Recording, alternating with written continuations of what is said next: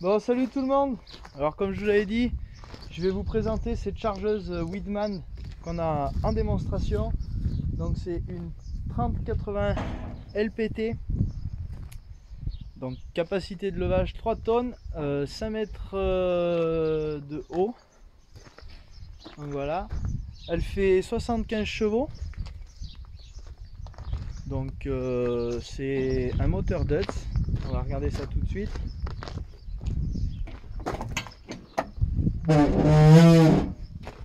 Hop là.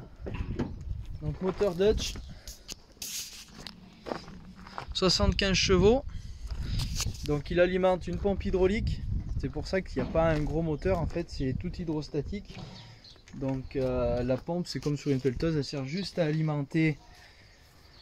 Donc le moteur il sert juste à alimenter la pompe hydraulique. Donc la pompe hydraulique elle entraîne tout ce qui est les moteurs hydrauliques des roues, toutes les fonctions hydrauliques de la machine. Et c'est donc une pompe hydraulique 103 litres minute, donc c'est le gros modèle. Pour améliorer les performances, il y a un radiateur supplémentaire pour le refroidissement du circuit hydraulique. Donc cette machine elle est en pont élargi pour plus de stabilité. Elle n'est pas en pneu très large. Voilà, c'est cette dimension, c'est des pouces, je sais pas exactement combien ça fait en largeur. Derrière elle a les pneus gonflés à l'eau pour plus de stabilité aussi. Et dessous il y a une masse. Donc cette masse là, on m'a expliqué qu'elle était remplie à l'eau aussi.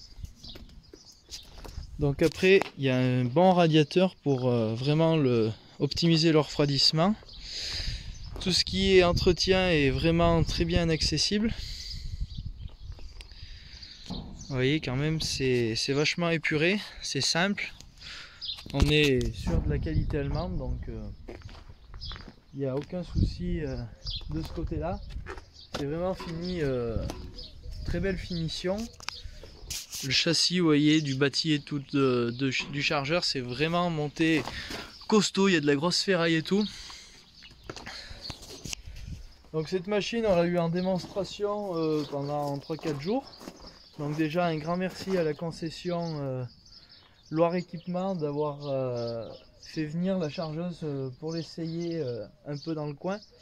Donc on était les premiers à l'essayer. Il y aura 2-3 autres démos sur la Haute-Loire d'après ce que j'ai compris.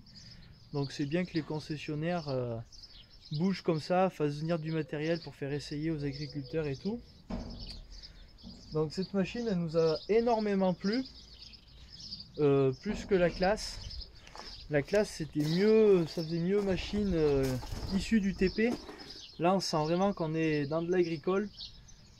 Donc ouais, vraiment la machine nous a bien plu, super efficace sur la route, au champ.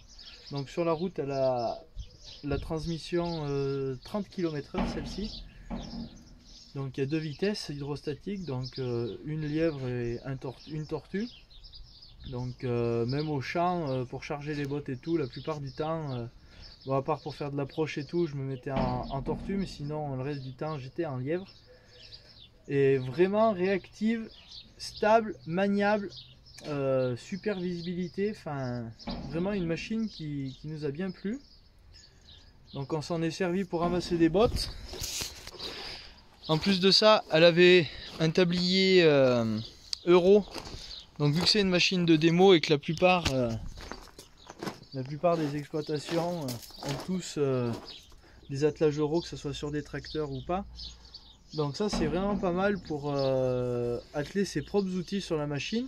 Donc là on a pu atteler les 2 pinces. Bon, on n'a pas chargé de fumier parce qu'on n'avait pas envie de la salir et tout, vu que c'est une machine de démo, mais franchement moi j'ai tourné un peu d'aliments et tout dans l'hangar où on charge la mélangeuse et franchement la machine elle est stable et tout, il y a vraiment du répondant. Vous verrez sur les vidéos après quand on charge les bottes sur le char. Enfin, moi j'ai été épaté par cette machine, elle est vraiment stable et tout. Donc elle est articulée comme ça au milieu. Et puis voilà. Bon après en cabine pareil. C'est très épuré, très simple. on retrouve le joystick, la manette, je sais pas comment vous voulez appeler ça. Donc avec ici l'inverseur. Dessous, une gâchette pour la troisième fonction. Ici la flèche et après des fonctions A et B, je sais pas à quoi ça sert exactement. Après il y a des... ça doit être pour faire marcher avec la prise électrique qu'il y a juste devant. Donc voilà. Donc flèche centrale, il y a un seul vérin, il y en a un autre petit à côté pour faire lever. Donc pare-brise un peu comme ce qu'on a sur le JCB, panoramique, vous voyez, arrondi. Donc même en flèche levée à fond, on voit vraiment bien. Et une vue à 360 sur la machine qui est vraiment appréciable,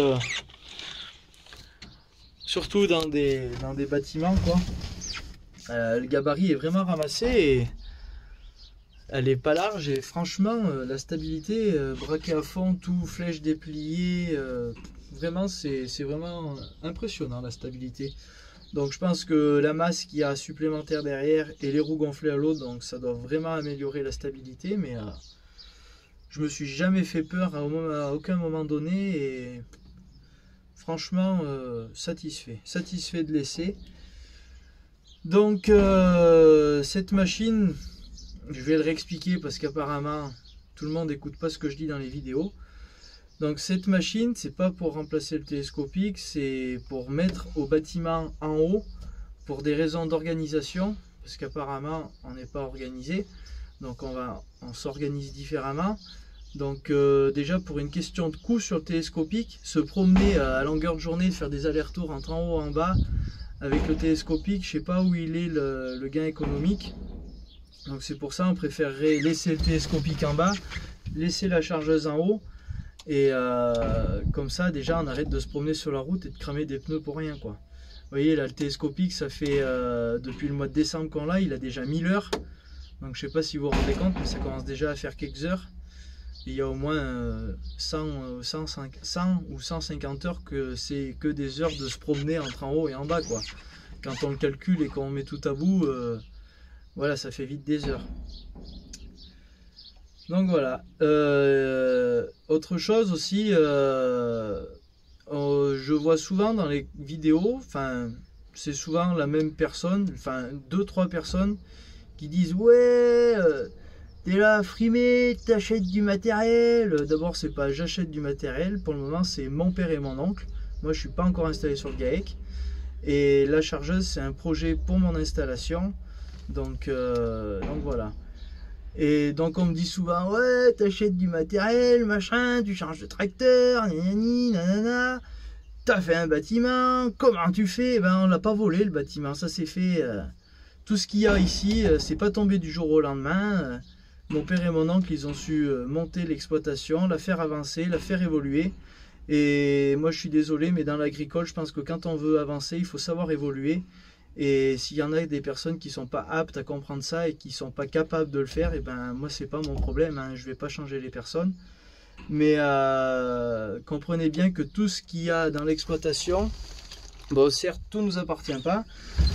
Mais dites-vous que si on le peut, c'est que, enfin si on le fait, c'est qu'on le peut, et que si les banques nous suivent, c'est forcément que derrière l'argent il rentre de quelque part. Hein. Si on a fait un bâtiment avec 120 vaches laitières dedans, c'est pas pour décorer dans le paysage. Hein. C'est que le bâtiment il marche maintenant, il est en route, il tourne comme il faut.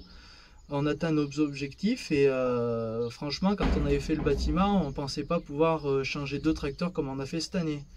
Donc c'est bien que le bâtiment il fait son travail, il avance, on arrive à produire du lait, pas des quantités astronomiques, 35 kg par vache, hein, on tourne à 30 kg et quelques, voilà. Donc après on arrive à gagner bien sûr sur la qualité, c'est sûr que sur les volumes qu'on fait, de faire 1 million de litres de lait, 1 100 000, si en plus on arrive à faire de la qualité, gagner quelques centimes sur le prix du litre, forcément sur des gros volumes ça fait de la différence, et c'est pour ça que ça permet de m'installer aussi et de pouvoir faire du renouvellement de matériel et d'avoir un roulement comme ça, voilà.